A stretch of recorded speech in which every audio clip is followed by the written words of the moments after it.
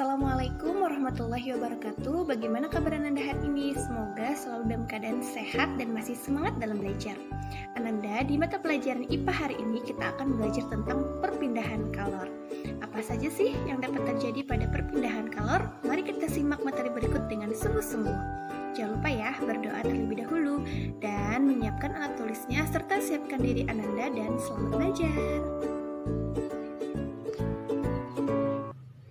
Sebelum Ustazah menjelaskan tentang perpindahan kalor, mari sama-sama kita perhatikan dalil Quran surah Al-Mu'min ayat 72 yang artinya ke dalam air yang sangat panas, kemudian mereka dibakar dalam api. Quran surah Al-Mu'min ayat 72. Seperti yang telah Allah sebutkan dalam dalil Quran surah Al-Mu'min ayat 72 ini, bahwasanya air maupun api dapat menjadi panas. Nah, hal ini terjadi karena zat atau benda tersebut menerima energi kalor. Seperti yang telah Ustazah jelaskan sebelumnya, bahwa kalor adalah salah satu bentuk energi ya, atau yang sering kita sebut dengan energi panas. Nah, mari sama-sama kita pelajari bagaimana perpindahan kalor yang terjadi pada berbagai macam benda. Tujuan pembelajaran kita hari ini menjelaskan cara-cara perpindahan kalor, mengidentifikasi perbedaan peristiwa konduksi, konveksi, dan radiasi, serta memberikan contoh peristiwa konduksi, konveksi, dan radiasi. Baik, kita mulai pelajaran hari ini. Kita akan mempelajari perpindahan kalor. Nah, untuk perpindahan kalor yang pertama itu disebut dengan peristiwa konduksi, yaitu perpindahan kalor yang tidak disertai perpindahan partikel zat. Nah, seperti contoh gambar peristiwa ketika kita memanaskan batang logam. Kalor yang dihasilkan dari lilin akan menghantarkan panas kepada batang logam. Panas akan mengalir dari ujung batang logam yang terkena api ke tangan kita. Jadi tangan kita juga merasakan panas. Berarti terjadi di sini perpindahan kalor. Kalor dapat berpindah secara konduksi karena adanya perbedaan suhu antara dua titik. Karena ada yang panas dan ada yang dingin, maka kalor tersebut berpindah dari yang panas menuju ke titik yang dingin ya, atau suhunya yang lebih rendah. Nah, perpindahan kalor secara konduksi ini hanya terjadi pada zat padat, tapi tidak semua zat padat bisa menghantarkan kalor, ya. Jadi ada beberapa sifat pada konduksi ini. Benda itu bisa mempunyai sifat konduktor atau mudah menghantarkan kalor, seperti logam, contohnya aluminium, besi, dan logam lainnya, ya. Biasanya logam-logam itu dia bisa menghantarkan kalor atau disebut dengan konduktor. Sedangkan zat yang sulit menghantarkan kalor disebut isolator. Jadi ada juga benda padat yang sulit menghantarkan kalor. Kita sebut dengan istilah isolator. Contohnya seperti kayu, karet, tanah, dan lain-lain. Nah, sekarang coba kita perhatikan. Di sini adalah peristiwa perpindahan energi kalor tadi ya. Seperti ketika kita memanaskan logam. Nah, saat suhu naik, partikel benda bergetar lebih cepat. Kalor berpindah, namun partikelnya tidak ikut berpindah. Jadi, konduksi adalah perpindahan panas melalui bahan tanpa disertai perpindahan partikel-partikel bahan tersebut. Jadi, yang berpindah hanyalah energi panasnya saja ya, seperti gambar berikut. Oke, ini adalah peristiwa konduksi. Di sini ada beberapa contoh kemampuan benda dalam menghantarkan kalor. Tadi kan sudah Ustazah sebutkan, ada benda yang bersifat konduktor, ada yang bersifat isolator. Nah, benda-benda tersebut mempunyai yang namanya kemampuan menghantarkan kalor yang berbeda-beda. Misalnya yang bersifat konduktor, dia menghantarkan energi kalornya pun berbeda-beda. Ada yang lebih baik, ada yang tidak. Seperti gambar berikut. Ini adalah kemampuan menghantarkan kalor. Jadi semakin ke ujung semakin baik ya. Ada timbal, baja, aluminium, emas, tembaga, dan perak. Berarti yang paling bagus menghantarkan kalor di antara yang ada ini adalah perak.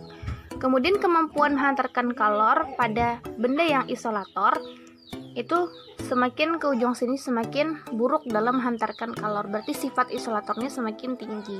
Jadi seperti itu ya. Dan masih banyak lagi benda-benda yang lain. Nah, pada peralatan memasak, bagian yang bersentuhan dengan api harus bersifat konduktor sehingga cepat panas ketika kita menggunakannya. Sedangkan untuk gagang tempat kita memegang dari peralatan memasak tadi harus bersifat isolator agar tangan kita tidak panas, tidak terbakar. Jadi seperti itu ya, pemanfaatan sifat-sifat konduktor dan isolator dalam peralatan sehari-hari. Nah, selanjutnya adalah peristiwa perpindahan kalor yang kita sebut dengan konveksi, yaitu perpindahan kalor dari satu tempat ke tempat lain bersama dengan gerak partikel-partikel bendanya.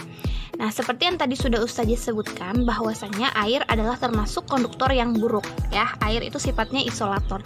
Namun, ketika air kita panaskan seperti gambar berikut, air bagian bawah ini akan mengalami yang namanya panas atau menerima kalor dari sumber kalor yang ada di bawahnya. Namun, lama-kelamaan semua air itu menjadi panas. Jadi, perpindahan panasnya itu diikuti juga dengan air di bagian atas. Saat air bagian bawah mendapatkan kalor dari pemanas, partikel air memuai sehingga menjadi lebih ringan dan akan bergerak naik, digantikan dengan partikel dingin dari air yang di atas. Jadi seperti itu, mereka akan bergerak. Makanya kalau kita lihat air yang kita panaskan mendidih, itu airnya bergerak-gerak ya. Nah, karena partikel-partikel airnya berpindah-pindah. Nah, sehingga akhirnya semuanya menjadi panas. Pola aliran air itu akan membentuk yang namanya arus konveksi.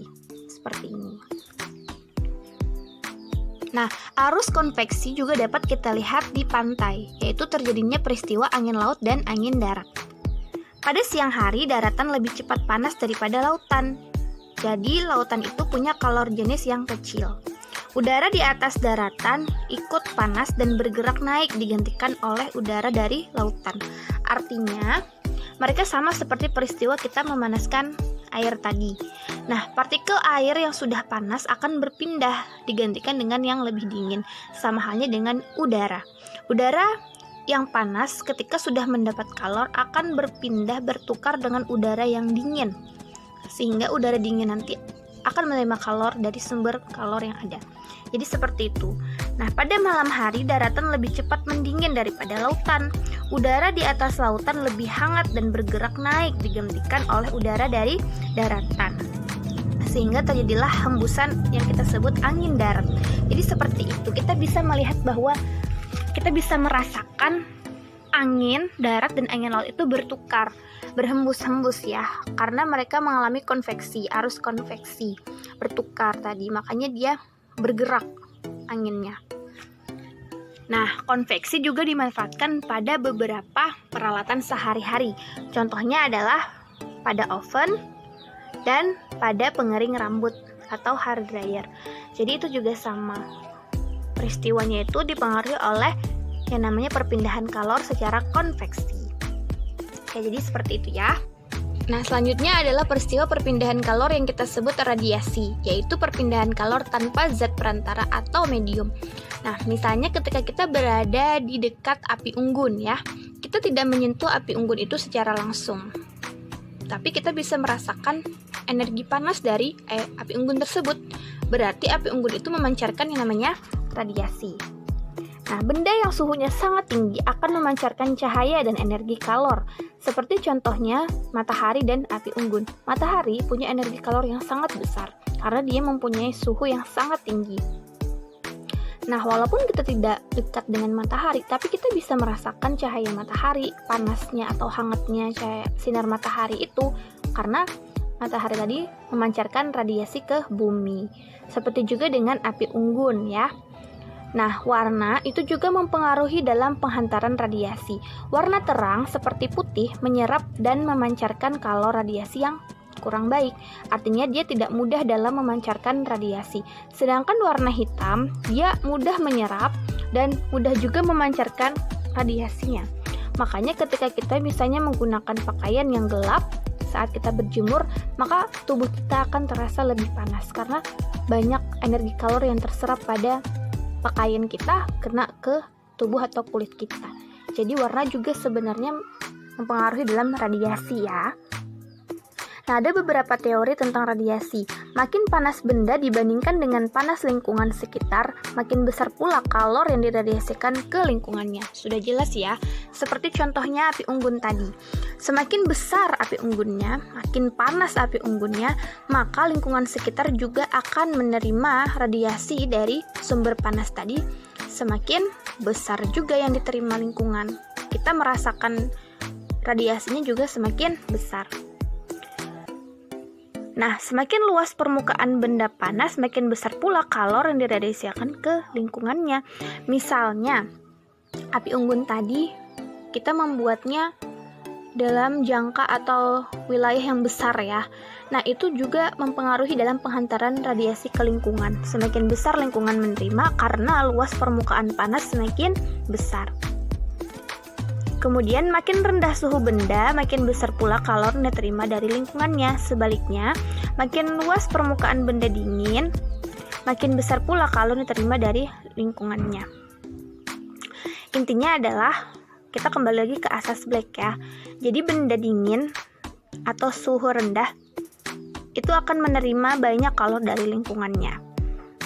Seperti itu. Jadi benda dingin itu menerima kalor, sedangkan benda panas akan memancarkan atau melepaskan kalor. Nah ini, makin gelap benda yang terasa panas, makin besar pula kalor yang diradiasikannya ke lingkungannya. Makin gelap benda yang terasa dingin, makin besar pula kalor yang diterima dari lingkungannya. Jadi mempengaruhi ya, kegelapan atau warna suatu benda, baik benda panas maupun benda dingin dalam penghantaran radiasi.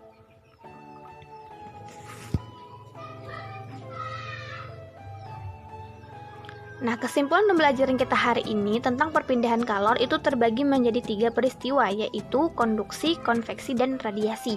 Konduksi adalah perpindahan kalor dengan medium atau ada zat perantaranya. Biasanya zat perantaranya adalah benda padat. Namun,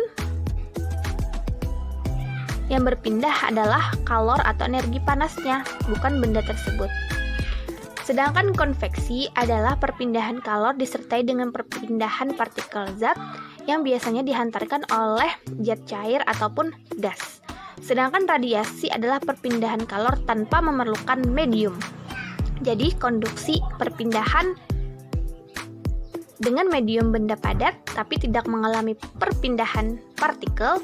Konveksi mediumnya benda cair dan benda gas tapi juga melibatkan perpindahan partikel zat, sedangkan radiasi tidak memerlukan medium. Nah, jadi itu adalah kesimpulan pembelajaran kita pada hari ini. Kembali ke Quran Surah Al-Mu'min ayat 72, Allah telah berfirman bahwa Allah telah menciptakan air dan api. Allah bisa memberikan energi panas kepada air maupun api tersebut. Salah satu yang Allah berikan kepada kita yang harus kita syukuri adalah adanya energi kalor. Karena adanya energi kalor dapat kita manfaatkan dalam berbagai kehidupan. Berbagai alat, berbagai macam kebutuhan dapat kita penuhi, dapat kita manfaatkan dengan peristiwa-peristiwa alam ataupun benda-benda yang memanfaatkan sifat dari perpindahan kalor tersebut, baik konduksi, konveksi maupun radiasi. Jadi Ananda, kita harus banyak-banyak bersyukur dan senantiasa memuji kebesaran Allah dengan atas apa yang Allah ciptakan untuk kita. Ananda soleh-soleha, demikianlah materi yang Ustazah sampaikan hari ini tentang perpindahan kalor. Semoga Ananda bisa memahaminya dan semoga materi yang Ustazah sampaikan ini bermanfaat. Jangan lupa ya untuk selalu berusaha membantu ayah dan bunda di rumah serta melaksanakan ibadah-ibadahnya. Terima kasih atas perhatiannya. Sampai bertemu lagi di pertemuan selanjutnya. Wassalamualaikum warahmatullahi wabarakatuh.